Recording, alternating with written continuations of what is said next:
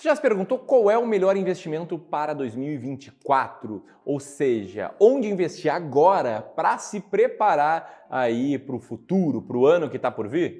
Tá por vir, parece que a gente está em dezembro, né? Mas o grande ponto é, o que será que vale mais para investir? Será que são ações? Será que são fundos imobiliários? Será que são ações norte-americanas? Renda fixa? Mas eu quero te trazer aqui primeiro um contexto, né? Eu quero trazer as coisas que estão acontecendo no mundo e no Brasil para a partir daí a gente falar de diferentes possibilidades de onde investir para eu te ajudar a determinar qual é o melhor investimento, beleza? Então, basicamente, tá? No passado recente e no presente atual, né? O presente sempre atual, para falar a verdade, tem uma série de fatores rolando aí a nível global e também a nível nacional. O primeiro que eu quero destacar aqui é o fenômeno inflacionário que rolou tanto nos Estados Unidos quanto na Europa quanto no Brasil. E eu quero destacar aqui Estados Unidos e Brasil. Nos Estados Unidos é bem raro da inflação tá mais alta, né? Nós brasileiros, a gente está relativamente acostumado, né? Com anos de 6% de inflação, 7% de inflação, a gente foi treinado aqui, no início da década de 90, hiperinflação, mas o ponto é que lá é bem mais raro da inflação ser mais alta e ela andou mais alta. Até o final do ano passado, a inflação de 12 meses era superior a 7%, ou seja, ela ficou consistentemente muito acima da meta que eles têm lá, o que causou um certo estresse no mercado e ainda fez com que alguns falassem que a economia norte-americana estava prestes a encontrar um ponto de inflexão. E embora recentemente os dados tenham sim melhorado, com o novo dado aí do CPI que baixou a inflação lá acumulada nos últimos 12 meses para apenas 3%, isso aconteceu em parte por conta de um remédio que o Federal Reserve, né, o Banco Central norte-americano, aplicou na economia, né, um remédio que tem um grande efeito colateral, que é o aumento de juros. Desde o ano passado, os Estados Unidos começaram a subir os juros, promoveram aí a maior alta desde 1994, isso aí por volta de junho de 2022, e o efeito colateral desse remédio que eu acabei de citar é frear a economia, né? Inclusive tem muita gente já falando em recessão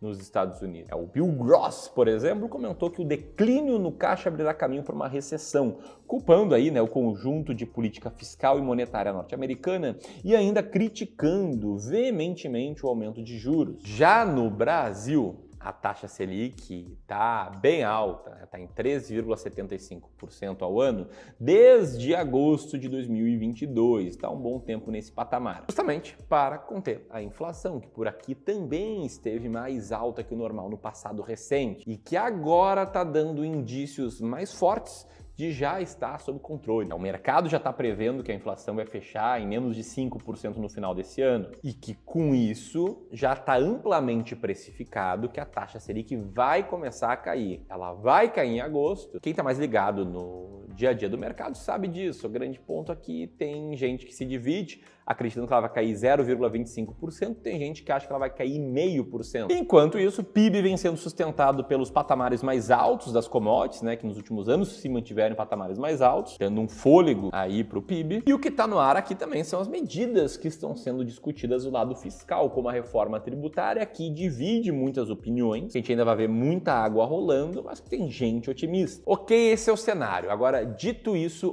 onde investir? Qual o melhor investimento? O que eu estou fazendo até aqui é mostrando a linha de raciocínio de um investidor comum, ou até mesmo investidor um pouco mais sofisticado, né, que analisa o mercado, entende a conjuntura e a partir daí toma uma decisão de investimentos. E eu já vou explicar que eu acho isso aqui um erro. Eu vou te explicar o porquê e a solução que eu proponho. Mas seguindo aqui a linha, né, com base nisso tudo, que na média investidores e até mesmo economistas fazem, gestores fazem também. Olham para diferentes classes de ativos e ponderam pontos positivos com negativos, comparam isso com o cenário e entendem qual seria o melhor investimento. Exemplo, eles podem olhar para ações brasileiras. É uma classe de ativos que ela tem muita lógica, né? No mundo inteiro ações foram bem no longo prazo, no Brasil também. Tem muita gente que acha que não, mas no Brasil sim, ações foram bem no longo prazo. O IBRX, né, um índice que o Ibovespa tem uma composição quase idêntica hoje, no longo prazo ele rendeu mais que o CDI. Detalhe aqui, o Ibovespa mudou as regras de composição em 2014, se tornou parecido com o IBRX, então o IBRX reflete como é que seria o Ibovespa no passado com as regras atuais. E no longuíssimo prazo, eu fiz um backtest de índices de ações brasileiros, Ibovespa mais IBRX, né, descontados da inflação, eles renderam 7,42% ao ao ano. Mas, por outro lado, tem pontos negativos, né? Ações são voláteis, podem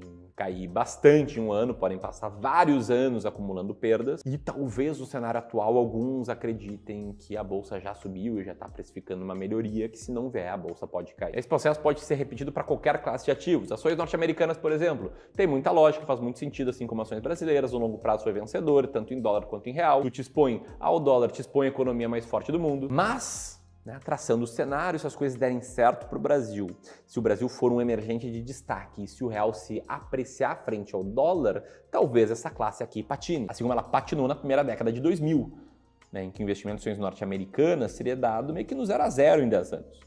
Não só a bolsa lá teve um desempenho ruim, como o real frente ao dólar também não teve uma grande oscilação. Então tem esse lado negativo. Pode ter uma década muito boa, como foi a de 2010, ou pode ter uma década muito ruim, como qualquer ativo de renda variável. Mas seguindo essa linha, você pode pensar, então fundos imobiliários. Tem lógica, investimento em imóveis, em essência. Imóveis, na média, se valorizam no longo prazo. Foi assim nos Estados Unidos, em que o FTSE Nareit, o principal índice de fundos imobiliários, rendeu mais do que o S&P 500, inclusive com mais volatilidade, com mais risco. Forma um pouquinho diferente do Brasil, em que sim, o IFIX venceu desde que ele surgiu, o IBRX e o CDI, porém com um pouquinho de menos volatilidade. Mas tem também pontos negativos, tem também muito risco e muitos investidores estão vendo isso na prática. Tem fundo de papel que está tomando muito calote, tem fundo de tijolo que sofre com revisionais, que sofre com vacâncias, ou seja, não é uma renda fixa turbinada que nem alguns pensam ser. E a performance não foi boa nos últimos anos. Mas aí você podia seguir a sua análise e pensar, poxa, então é renda fixa pós-fixada, é CDI, não tem risco, no Brasil o CDI vence tudo, é uma curvinha estável para cima, é só comprar ali um Tesouro Selic que tá tudo certo. E além disso, numa crise, e eu acredito que vai vir crise, é a melhor classe de ativos que tem. Mas que, por outro lado, tem um ponto negativo, que ela não tem um grande potencial de retorno no longo prazo. Classe que tende a render menos em prazos mais longos, justamente para compensar seu menor risco, Menor risco, menor potencial de retorno. E aí você pode ir para renda fixa pré-fixada, Investir tipo comprando tesouro pré-fixado 2029 ou alguma CDB pré-fixada, que é uma classe de ativos que tende a ir bem quando a inflação cai, porque você está pré-fixando uma taxa nominal. Se a inflação for muito baixa, seu ganho real acima da inflação vai ser muito alto. Mas que, como ponto negativo, tem volatilidade. É marcado a mercado. Esse é o gráfico de evolução da cotação do tesouro pré-fixado. Ele chega a cair de um mês para o outro, ou de um mês para vários outros, chega a cair mais de 10%, pode cair 15%, 20% às vezes. Então tem esse zigue-zague que às vezes deixa o investidor nervoso. E aliás é muito parecido com o Tesouro IPCA+, classe de ativos renda fixa inflação, que promete te proteger da inflação rendendo IPCA e pagar uma taxa extra. Só que, do lado negativo, também é uma classe de ativos volátil, também tem zigue-zague. E aí, se a inflação for muito baixa, vai te garantir um certo retorno real, que vai ser menor do que nos pré-fixados nesse cenário. E se a inflação for muito alta, vai te proteger, porém parcialmente.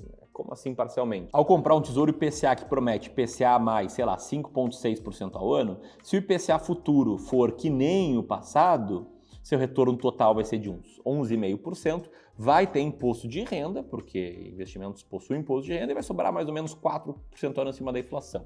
Agora, se o IPCA se descontrolar, for 10% no ano, seu retorno é maior, seu imposto de renda é maior e o que sobra abaixo do IPCA é menos. Se o IPCA for absurdamente descontrolado, sobra ainda menos para ti. Estou só te exemplificando aqui, com exemplos até um pouco exagerados, como vai te garantir sim proteção da inflação, mas não vai ter um maior ganho real do mundo. E aí, botando tudo aqui na conta, a gente tem o CDI, como eu falei, como pior performance. A gente tem o IRFM, que é o índice de títulos pré-fixados, como a segunda pior, mas já uma performance bem melhor. A gente tem o IBRX, isso desde 2004, se não me engano, com a segunda melhor performance, a melhor de todos nos últimos 20 anos, foi de fato o Tesouro IPCA+. Só que lembrando que no passado eles chegaram a render IPCA mais 7%, IPCA mais 8%. E se a gente incluir fundos imobiliários aqui, é claro que o gráfico ele vai passar a ser calculado desde 2011, que foi quando surgiu o IFIX. Então a gente muda um pouco o panorama, mas continua tendo como vencedor o Tesouro IPCA+, depois o Tesouro Pré-fixado, depois o IFIX, depois o CDI e por último lá a Bolsa, que não foi tão bem, sofreu muito ali no início dos anos 2010. Agora, onde é que eu acho que as pessoas erram? Consequentemente, o que seria agir sem errar? Ou seja, para mim, qual seria o melhor investimento? Onde você deveria investir? Para mim, onde as pessoas mais erram é em tentar escolher um cavalo. Visto tudo isso que tu mostrou, não, tem que ser Tesouro IPCA+, foi o que mais rendeu no passado. Ou ainda, Não, aqui eu vou ver o que os analistas estão falando, qual vai ser o melhor investimento agora e vou ajustar minha carteira com base nisso. e aí vai ter um ano que, esse aqui vai ser o ano das ações, e o outro ano vai ser, não, esse vai ser o ano da renda fixa. Enfim, é uma forma enlouquecedora de investir, que eu acredito que na média vai te fazer comprar topo e vender fundo. Vai tender a querer comprar aquilo que está mais em hype, aquilo que está mais na manchete, que na média é aquilo que está mais caro. Então, como é que eu faço? Qual a solução? Primeiro, tá? Minha estratégia de alocação de ativos, de composição de carteira, ela está explicada tintim por tintim, passo a passo nesse e-book aqui. Na verdade é um livro, né? Tem quase 100 páginas. O título é Como e Onde Investir R$1 Milhão, porque eu uso exemplos de alguém que tenha R$1 milhão, mas se você tiver R$100 mil serve para ti também. Se você tiver R$10 milhões serve para ti também, é uma questão de fazer em regra de 3. E eu não vou te explicar esse e-book tintim por tintim aqui, porque esse vídeo vai ficar muito longo e tem coisas que eu vou te mostrar aqui que vão explodir tua mente. Mas eu recomendo demais que você faça o download desse e-book. Isso sim, é gratuito, é só apertar aqui, na próxima página colocar teu nome, teu e-mail, você vai receber ele lá por e-mail. Beleza? Esse aqui é um presente meu do Clube do Valor para te ajudar a tomar decisões melhores de investimentos. Dito isso, tá? Como é que eu faço? Vou te mostrar aqui 3 passos. O primeiro passo, olhar para baixo, não para cima.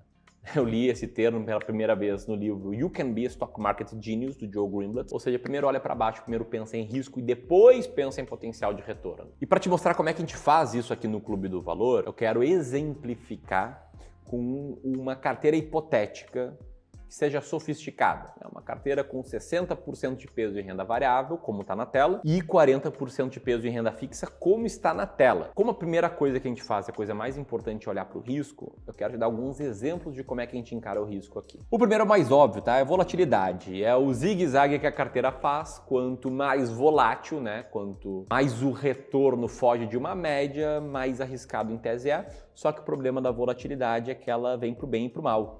Um ativo muito volátil pode render muito. Ela não mostra só o risco de perder dinheiro. Então, a gente olha outra coisa que eu acho bem mais importante, que se chama drawdown. Drawdown mostra quanto a carteira caiu do ponto máximo ao mínimo ao longo dos anos. Ou seja, quando ele está aqui no zero, a carteira está na máxima histórica. Quando ele está aqui para baixo, ela está caindo, né? E aqui é o drawdown do nosso backtest de uma alocação de ativos sofisticada como aquela que eu acabei de te mostrar.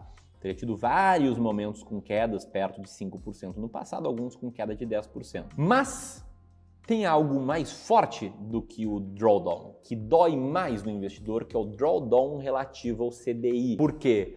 Porque quando a gente está vendo uma crise, quando uma carteira não está indo muito bem, cara, a primeira coisa que na média o investidor faz, sabe o que é? É comparar com o vizinho, né? Poxa, meu vizinho ali deixou tudo no Tesouro Selic, tá ganhando mais do que eu. E você é o cara lá que gosta de investimentos, fala de investimentos para a família e, sei lá, né, o teu primo que não entende nada de investimentos tá ganhando mais que tu, né? A carteira dele tá rendendo mais que a tua. Então a gente olha aqui o drawdown relativo ao CDI, ou seja, esse modelo aqui, né, em alguns momentos chegou a estar 20% abaixo do CDI no passado. Inclusive, né, atualmente, quem investe com essa diversificação tá bem atrás do CDI. E antes de falar das últimas 2 formas que a gente observa o risco, tem um ponto interessante aqui. A gente calculou recentemente no Clube do Valor, e mérito todo aqui dos meus sócios e do meu time aqui de Wealth, do Clube do Valor, que fez esse estudo. Eles calcularam, né, quanto tempo levou da média do pico de queda em relação ao CDI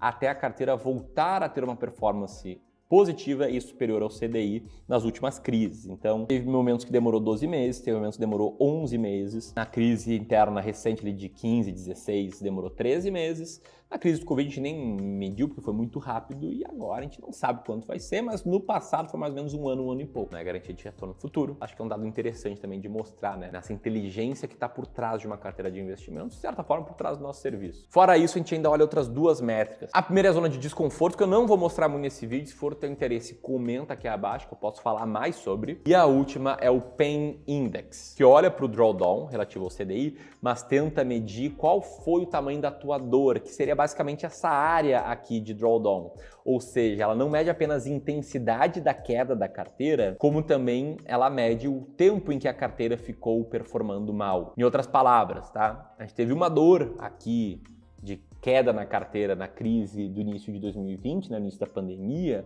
só que a área desse quadrado aqui ela é do mesmo tamanho dessas dores recentes, nas crises recentes em que a queda nem foi tão grande em relação ao CDI, mas foi mais duradoura. Isso mede, às vezes, aquela raiva que o investidor tem quando está investindo já há alguns anos e a carteira está perdendo do CDI. Enfim, a primeira coisa que a gente faz é isso, é olhar para baixo, olhar para o risco e ver se você suportaria ele. Porque se você não fosse suportar, a tua carteira de investimentos vai ser diferente do cara que suportaria demais e está se lixando se a carteira está ganhando ou perdendo CDI no curto prazo. A segunda coisa que a gente olha, aí sim é para o potencial de retorno. E aí o nosso e-book, a gente mostrou ali o backtest de diferentes modelos de carteira, que historicamente renderam mais ou menos 8 a 9% acima da inflação, mas eu estimaria um pouco menos para o futuro. Eu gostaria de estimar um retorno de 5,5%, 6% ao ano acima da inflação, para ser mais conservador. A gente está falando aqui do teu patrimônio, de algo que é muito sério na tua vida, então a gente tem que pecar aí pelo conservadorismo. Depois de olhar para baixo, de olhar para cima,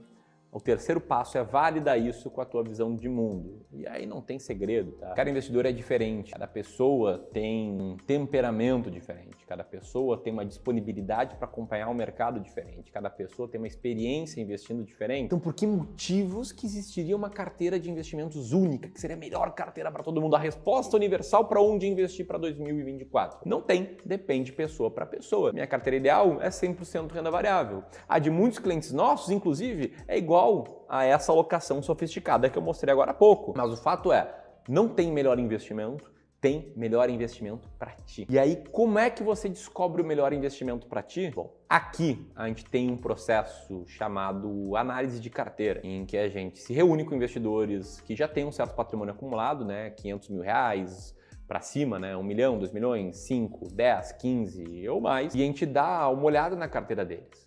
Tanto para identificar erros a nível de produto, né, tipo carteiras que tenham um peso relevante em COIs, como esse caso aí que está na tela, ou que tem um problema de liquidez, né, com boa parte da carteira sem liquidez nenhuma. E a gente também tenta entender a tua estratégia, né? Qual é a tua alocação de ativos, né? Como é que você está investindo, para daí entender quais pontos são positivos e quais pontos existem de melhoria, para a partir de então fazer uma sugestão de alocação de ativos para ti.